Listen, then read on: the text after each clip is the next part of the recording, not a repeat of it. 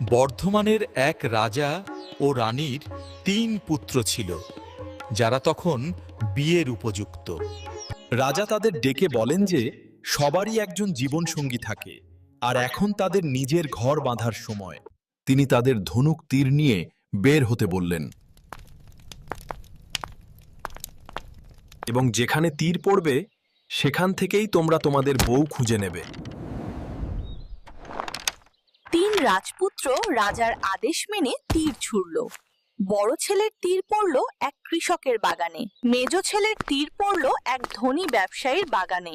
সেখান থেকে ব্যবসায়ীর মেয়েটি তীর হাতে নিয়ে এলো, কিন্তু ছোট ছেলের তীর এত উঁচুতে গেল যে দেখা গেল না। সে ঘন্টার পর ঘন্টাকে পুকি। সেখানে একটি পুকুর দেখতে পেল। পুকুরের মাঝে পদ্ম ফুলে এক ব্যাঙ বসেছিল। দয়া করে আমার তীরটা আমাকে ফেরত দাও, আমাকে দাও। এ কথা শুনে ব্যাঙটি বলল, আমি তোমার তীর তখনই ফেরত দেব যদি তুমি আমাকে তোমার স্ত্রী হিসাবে গ্রহণ করো। এই কথা শুনে রাজপুত্র অবাক হয়ে যায় আর বলে, একজন রাজপুত্র কি করে একটা ব্যাঙকে বিয়ে করতে পারে? কিন্তু তখনই তার বাবার কথা মনে পড়ল, আর ব্যাঙটিকে হাতে তুলে নিয়ে রাজপ্রাসাদের দিকে রওনা হলো। প্রাসাদে পৌঁছে রাজপুত্র সবকিছু তার বাবা রাজাকে খুলে বলল, আর ব্যাঙটিকেও দেখালো। রাজা ব্যাঙটিকে দেখে একটু চিন্তিত হয়ে বললেন,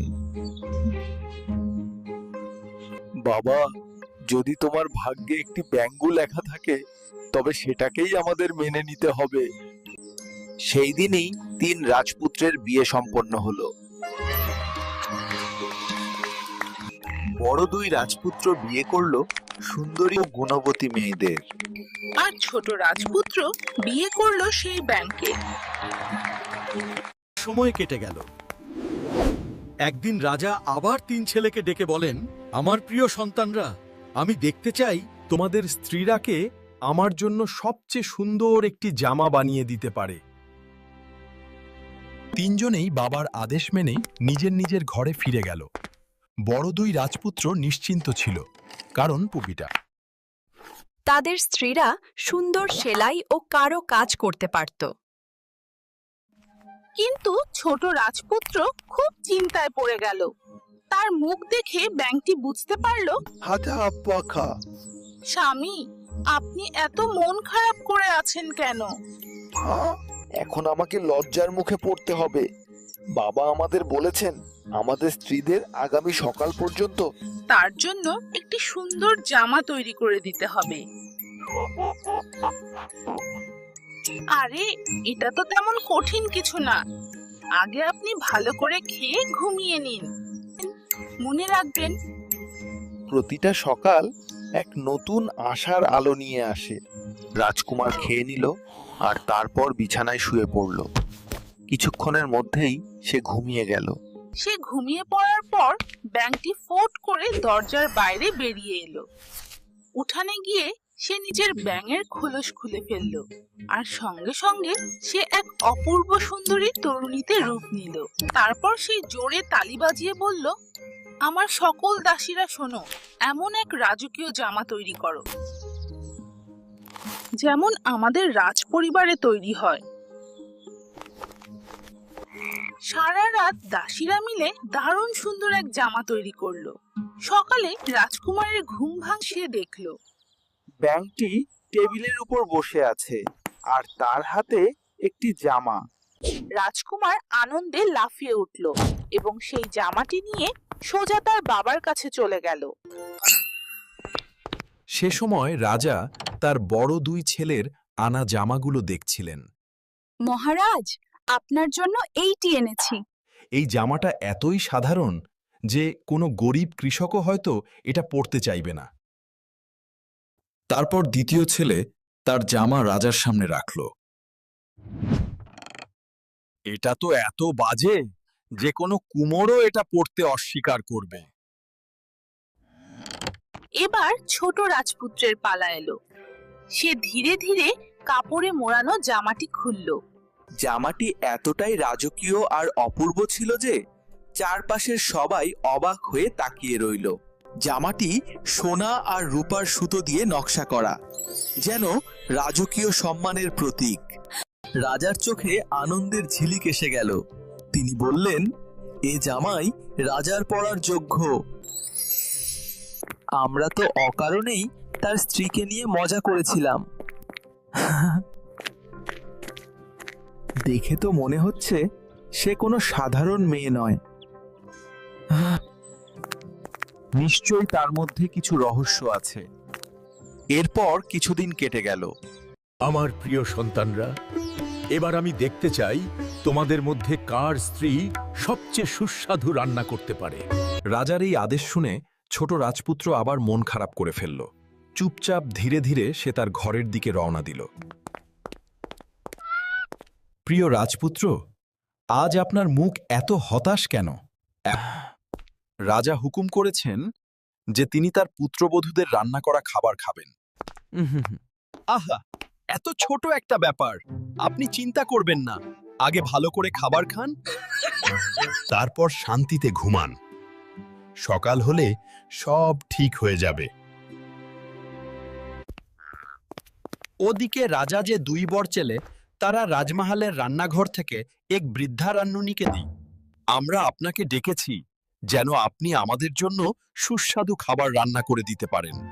তারা এটাও জানতে চাচ্ছিল যে ব্যাঙটি আসলে কিভাবে রান্না করে, তাই তারা চুপি চুপি ব্যাঙের ঘরের পাশে গিয়ে ব্যাঙটি বুঝে গিয়েছিল যে তারা তাকে লুকিয়ে দেখছে, তাই সে অভিনয় করে সামান্য একটু আটা নিয়ে বেল এবং সেটা আগুনে সোজা পুড়িয়ে দিল, যেন খুব সাধারণ কিছু করছে। ওপাশে জানালা দিয়ে লুকিয়ে দেখা দুই রাজপুত্র সবকিছু দেখে বিশ্বাস করে ফেলল যে ব্যাঙ আসলে ভালো রান্না জানে না। ঘরে গিয়ে তারা সব তাদের স্ত্রীদের বলল। তাদের স্ত্রীরাও ঠিক একইভাবে রান্নার করতে লাগলো। এদিকে তারা চলে যাওয়ার পর ব্যাঙটি আবার উঠানে গেল। তার খোলস খুলল এবং এক অপূর্ব সুন্দরী রাজকুমারীতে পরিণত হলো। আমার দাসীরা, শোনো, এমন রাজকীয় রান্না তৈরি করো যেমন আমার বাবা খেতেন। সারা রাত দাসীরা মিলে দুর্দান্ত সুস্বাদু খাবার তৈরি করলো। পরের দিন সকালে টেবিলের উপর সাদা কাপড়ে ঢাকা একটা থালা রাখা। সে কাপড়টা সরিয়ে দেখল, থালায় সাজানো রয়েছে নানা রকমের সুস্বাদু খাবার। সে আর দেরি না করে সেই থালাটা নিয়ে সরাসরি তার বাবার কাছে চলে গেল। তার বড় দুই ছেলের আনা খাবারের পরীক্ষা করছিলেন। প্রথমে বড় ছেলের থালার ঢাকনা খোলা হলো। দেখা গেল রুটিটা এতটাই পুড়ে গেছে যে তার গন্ধেই রাজার রাগ চড়ে গেল। তিনি রেগে গিয়ে বললেন, এটা তো মানুষের খাওয়ার মতো না, এটা কুকুরের সামনে ছুঁড়ে দাও। তারপর দ্বিতীয় ছেলে খোলা হলো, তার অবস্থাও একই, পুরোটাই পুড়ে গেছে। এবার পালা এলো ছোট ছেলের। সে ধীরে ধীরে থালাটা রাজার সামনে রেখে ঢাকনাটা তুলল। রাজার চোখ বিস্ময়ে বড় হয়ে গেল। থালার খাবারের সুগন্ধে পুরো দরবার ভরে উঠল। বাহা, এ তো রাজভোজের থেকেও সুস্বাদু। রাজা এতটাই খুশি হলেন এই দুর্দান্ত খাবার খেয়ে যে সেই সন্ধ্যায় একটি বিশাল ভোজের আয়োজন করার সিদ্ধান্ত নিলেন। এই দাওয়াতে তোমরা তোমাদের স্ত্রীদেরও নিয়ে আসো। এবার আমি দেখতে চাই আমার 3 পুত্রবধূর মধ্যে শ্রী আর ইউসপিরা।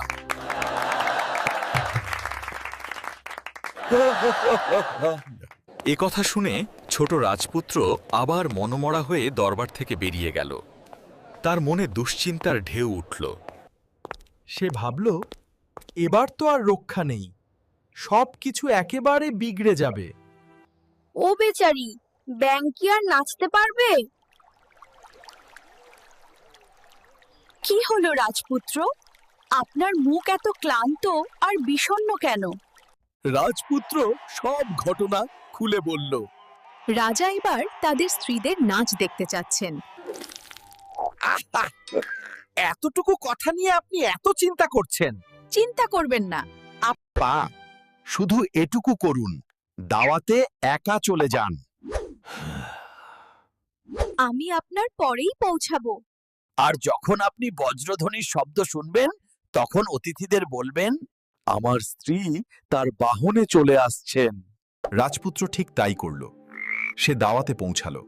ওদিকে তার দুই ভাই তাদের স্ত্রীদের সাজিয়ে নিয়ে রাজা, রানী এবং অন্যান্য অতিথিরা ভোজে অংশ নিতে একত্রিত হচ্ছিলেন। হঠাৎ বাইরে প্রবল গর্জন শুরু হলো। মহলের দেয়াল কাঁপতে লাগলো। চিন্তা করবেন না, এটা আমার স্ত্রী।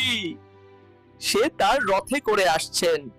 সবাই অবাক হয়ে মহলের দরজার দিকে তাকিয়ে রইল। সব অতিথি আগ্রহ নিয়ে অপেক্ষা করতে লাগলো। ঠিক তখনই মহলের প্রধান দরজা দিয়ে এক অপূর্ব রূপসী রাজকুমারী প্রবেশ করলো। তার গাউনের সাথে যুক্ত রূপোর মতো একটি ঝকঝকে তারার নকশা। এটি তার সৌন্দর্যকে আরো বাড়িয়ে দিয়েছে। তাকে দেখেই সবাই মুগ্ধ হয়ে গেল, আর চারদিকে তার সৌন্দর্যের প্রশংসা হতে লাগলো। গর্বিত নীরব হাসির সাথে ছোট রাজকুমার তার স্ত্রীর সাথে ভোজে যোগ দিয়েছিলেন। ভোজ শেষ হওয়ার পর রাজা সবাইকে নাচের আদেশ দিলেন। তখন ছোট রাজপুত্রের ব্যাঙ স্ত্রী মুনশ, সে ধীরে ধীরে ঘুরে ঘুরে এমন ছন্দে নাচতে লাগলো যে সবার চোখ একেবারে তার দিকে আটকে গেল।